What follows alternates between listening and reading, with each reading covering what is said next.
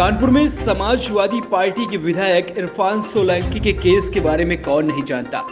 जी हां, इस केस में एक नया मोड़ सामने आ गया। कोर्ट में अचानक अपने बयान से पलटा गवाह और विधायक के खिलाफ ही दे डाली गवाही। जज को बताया कि मौके पर मौजूद थे विधायक और उनका भाई। बचाव पक्ष के होश उड़ गए। वकील बोले कि गवाह को डराया और धमकाया गया। बताते चले कि जेल में बंद समाजवादी पार्टी के विधायक इरफान सोलंकी केस में शुक्रवार को सुनवाई के दौरान कुछ ऐसा हुआ कि कोर्ट में मौजूद सभी के होश उड़ गए। दरअसल इरफान सोलंकी और उनके भाई के पक्ष में गवाही देने वाला व्यक्ति अपने बयान से पलट गया और इरफान और रिजवान के खिलाफ ही गवाही दे डाली। समाजवादी पार्टी विधायक इरफान सोलंकी के मामले में कोर्ट में सुनवाई चल रही थी।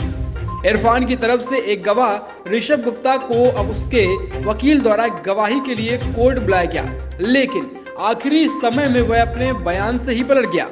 दरअसल सपा विधायक और उनके भाई की शुरुआत से ही यही पक्ष है कि वह घटना के वक्त मौजूद नहीं थे, जबकि कानपुर पुलिस विधायक और उनके भाई की मौजूदगी और एक महिला के घर आग लगाने में उनकी संलिप्तता पर अड़ी हुई है। ऐसे में पहले गवाह ऋषभ गुप्ता ने यह बताया था कि वह सिद्धनाथ मंदिर से वापस लौट रहा था और घटनास्थल से गुजरते हुए देखा कि घर में आग लगी हुई है। क्योंकि वहां कोई मौजूद नहीं था तो उसने फोन से 112 नंबर पर फोन किया। जब फायर ब्रिगेड की गाड़ी आ गई तो वहां से वह चला गया। लेकिन आज कोर्ट में ऋषभ ने यह गवाही दी है कि उनके मौका स्थल पर इरफान के छोटे भाई अरशद ने बुलाया था और रिजवान ने ही उसके फोन से 112 पर सूचना दी थी। इसी के साथ उसने यह गवाही दी कि मौके पर इरफान सोलंकी, रिजवान सोलंकी पहले से ही मौजूद थे। वह अरशद, रिजवान और इरफान को जानता है और जब वह मौके स्थल पर पहुंचा तो वहां पर आग लगी हुई थी। इस गवाही के बाद सपा विधायक की मुश्किलें काफी हद तक बढ़ गई हैं और यह गवाही उनके विरुद्ध इस केस में काफी नुकसानदायक साबित हो सकती है। यह पूरा मामला अपने आखिरी चरण में है। इस महीने की कोर्ट फैसला सुना सकती है। वहीं आज तक इस बात को करते हुए इरफान के वकील शिवाकांत दीक्षित ने बताया कि प्रोसिक्यूशन द्वारा लगातार गवाही के लिए समय लिया जा रहा था।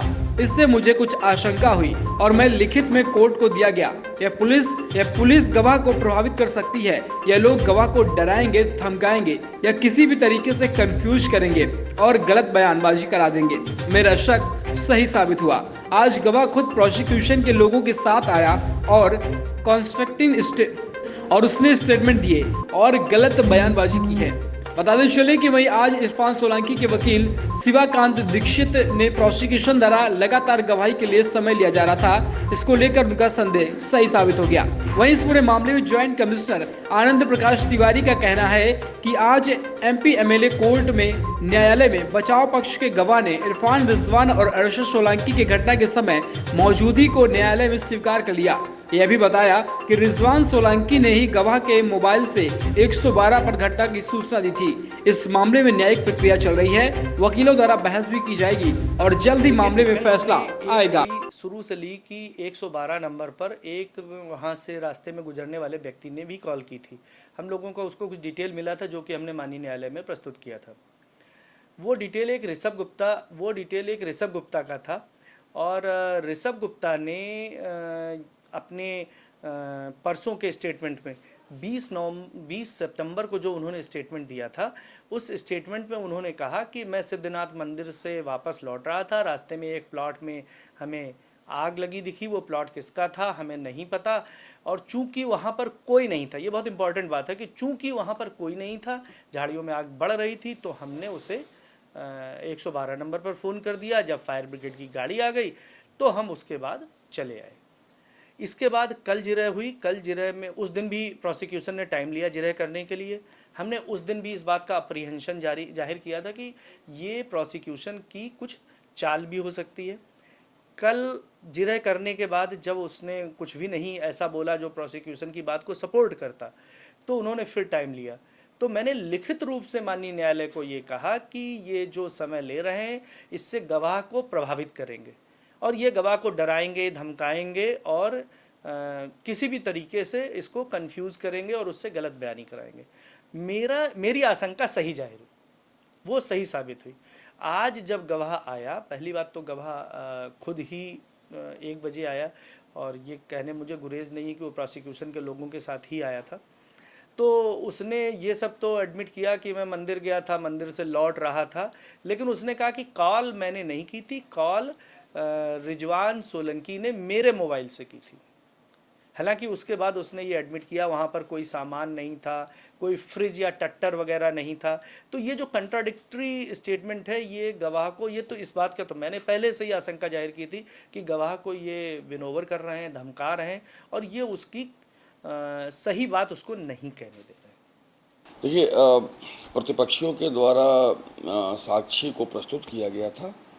दूसरे दिन हम लोगों ने जब जिरह किया तो जो कुछ भी सच था वो सामने आ गया और ये अभियोजन की जिम्मेदारी है कि वो प्रतिपक्षियों के द्वारा पेश किए गए साक्ष्य की प्रतिपरीक्षा करे।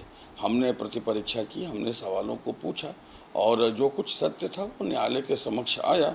हम उन चीज़ों को यहाँ विस्तृत रूप से नहीं कह सकते, लेकिन यह जरूर है कि वो सारे सत्य और वो तथ्य जो हम लोग शुरू से कह रहे थे वो न्यायालय के संज्ञान में पुनः एक बार आया है और इससे सज़ा दिलवाने में आरोपियों को हमें मदद मिलेगी और न्याय दिलवाने में भी हमें मदद मिलेगी। सर, कल के बयान में जो गवाह था उसने इरफान सोलंकी के एक भाई अरशद सोलंकी का भी नाम लिया है, तो क्या अब उसे भी मुलजिम बनाया जाएगा इस पूरे प्रकरण में? 127/22 की विवेचना में जिन जिन लोगों के घटना में शामिल होने, घटना स्थल पर उपस्थित होने, घटना के कारित किए जाने की बात हम लोगों के संज्ञान में आई थी, हम लोगों ने विवेचना में शामिल किया था, उनके रोल को स्पेसिफाई किया था। कल न्यायालय में प्रतिपक्षियों के द्वारा प्रस्तुत साक्षी ने कुछ नए तथ्य उद्घाटित किए हैं।